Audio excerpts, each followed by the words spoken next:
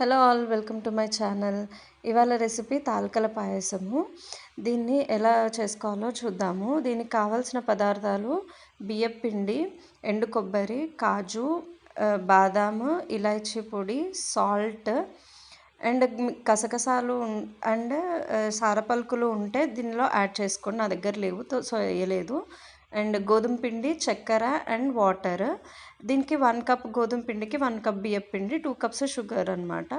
బియ్యం పిండిలో ఫస్ట్ ఇలాచీ పొడి, కొంచెం సాల్ట్ అండ్ కాజు, బాదాము అండ్ ఎండిన కొబ్బరి వేసుకొని కొంచెం వాటర్ వేసుకొని మన దోసపిండిలాగా కలుపుకోవాలన్నమాట. ఆ కన్సిస్టెన్సీలో కొంచెం వాటర్ వేసుకుంటూ చూసుకోండి ఆ కన్సిస్టెన్సీ వచ్చేలాగా కలుపుకోవాలన్నమాట, కొంచెం వాటర్ వేసుకుంటూ. ఇందులో సారపలుకులు అండ్ పాపీ సీడ్స్, గసగసాలు అంటారు కదా, అవి కూడా వేసుకోవచ్చు. చాలా బాగుంటుంది టేస్ట్. నా దగ్గర లేవు, సో నేను వేసుకోలేదు. ఇలా కలుపుకున్న తర్వాత ఈ కన్సిస్టెన్సీలో వచ్చేలాగా కలుపుకోవాలి. ఇది కలుపుకున్న తర్వాత పక్కకు పెట్టేసుకోండి. ఈలోపు మనము మన తాలికలు చేసుకోవడానికి గోధుమ పిండి కొంచెం వాటర్ వేసుకొని మన చపాతీలు పిండి లాగానే కలుపుకోవాలన్నమాట. ఇందులో కూడా కొంచెం సాల్ట్ వేసుకోవాలి, అప్పుడే మనకి టేస్ట్ వస్తుంది. ఏ స్వీట్లో అన్నా కొంచెం సాల్ట్ వేస్తే ఆ టేస్ట్ ఎన్హాన్స్ అవుతుంది, మంచి వస్తుంది. అందులోనే ఈ పిండి తడుపుకున్న తర్వాత కొంచెం నెయ్యి కూడా వేసుకొని మెత్తగా తడుపుకొని కొంచెం సేపు పక్కకు పెట్టండి. ఒక 5 minutes అలా నానిన తర్వాత కొంచెం తీసుకొని పిండి తాలికలు చేసుకోవాలన్నమాట. సన్నగా తాలికలు చేసుకోవాలి.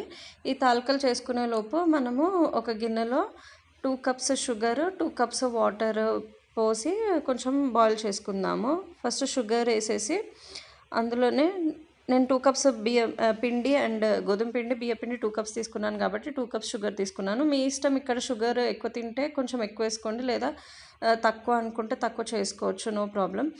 అందులో వాటర్ వేసుకొని బాయిల్ అవ్వాలన్నమాట. ఇది బాయిల్ అయ్యేలోపు మన తాలికలు కూడా రెడీ అయిపోయాయి.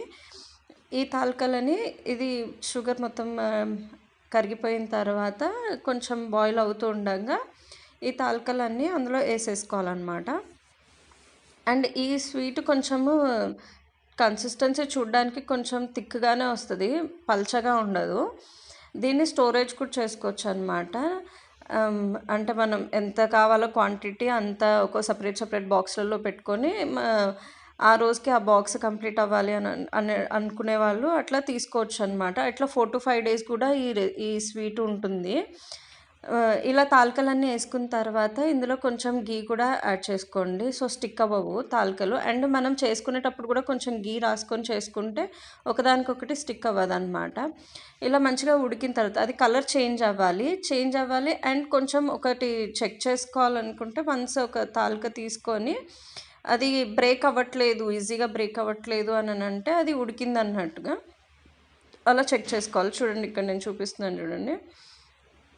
అలా ఒక తాలిక తీసుకొని అలా టెస్ట్ చేసుకోండి. అలా ఈ కన్సిస్టెన్సీలో ఉంది అంటే అప్పుడు మనము ఇందాక బియ్యపిండి కలుపుకున్న మిశ్రమం ఉంది కదా, అది కూడా వేసేసుకొని కలుపుకోవాలి. వెంటనే కలుపుకోవాలి, లేకపోతే తొందరగా అడుగు పడుతుంది దీనికి. సో అది వేసుకుంటూ కలిపేసుకోవాలన్నమాట. దగ్గరకు వచ్చిన తర్వాత ఇది కుక్ అయ్యింది అని మనకు తెలియాలి అంటే ఈ కన్సిస్టెన్సీలో వచ్చిన తర్వాత దీన్ని కొంచెం చేతికి తీసుకొని చూడండి, అది కొంచెం స్టిక్కీగా అవుతుంది మన చేతికి అని అంటే అది కుక్ అయిపోయినట్టే. ఇలా కన్సిస్టెన్సీ వచ్చిందంటే ఇంకా స్టవ్ ఆఫ్ చేసేసుకోవచ్చు. అండ్ దీన్ని 4 to 5 days వరకు స్టోర్ చేసుకోవచ్చు అని చెప్పాను కదా. సో మనకి ఎంత కావాలో ఆ క్వాంటిటీ అంతా ఒక బౌల్స్కి కానీ బాక్సెస్కి కానీ కొంచెం గీ రాసుకోవాలన్నమాట. దానికి మొత్తం గ్రీస్ చేసుకోవాలి. అలా చేసుకొని సపరేట్ బాక్సెస్లో కొంచెం పెట్టుకొని మనకి ఏ రోజు కావాలో ఆ ఒక్క బాక్స్ తీసుకొని కొంచెం పాలు మిక్స్ చేసి తినేయచ్చు. అట్లా 4 to 5 days వరకు మనము ఈ స్వీట్ని పెట్టుకోవచ్చు. టేస్ట్ చాలా బాగుంటుంది. వన్స్ మీరు ఒకసారి ట్రై చేసి ఎలా ఉందో చెప్పండి. అండ్ ఫస్ట్ టైం నాకు ఛానల్ కనుక చూస్తూ ఉంటే please do like, share and subscribe. And ఈ స్వీట్ చాలా ఈజీ అండ్ స్టోరేజ్ కూడా ఉంటుంది. మ్యాక్సిమం ఎక్కువ పాయసాలంటే ఇది ఫ్రిడ్జ్‌లో పెట్టాలి అలా అన్నట్టుగా ఉంటుంది కదా! స్టోర్ చేసుకోవాలంటే. దీనికి ఫ్రిడ్జ్‌లో పెట్టాల్సిన అవసరం కూడా లేదు. ఏదానిది దానికి సెపరేట్‌గా పెట్టుకొని, ఆ రోజుకి ఆ బాక్స్‌ని తీసుకొని తింటే సరిపోతుందనమాట. మిగతా వాటిని మనం డిస్టర్బ్ చేయకుండా ఉంటే 4-5 డేస్ వితౌట్ ఫ్రిడ్జ్‌లో పెట్టకుండా ఈజీగా ఉంటుంది. మనకెప్పుడు కావాలో అప్పుడు కొంచెం తీసుకొని ఇలా పాలు పోసుకొని కొంచెం వేడి పాలు పోసుకొని తింటే చాలా బాగుంటుంది టేస్ట్. రెసిపీ నచ్చినట్టయితే మీరు కూడా ఒకసారి ట్రై చేసి చూడండి. And thank you. Bye bye.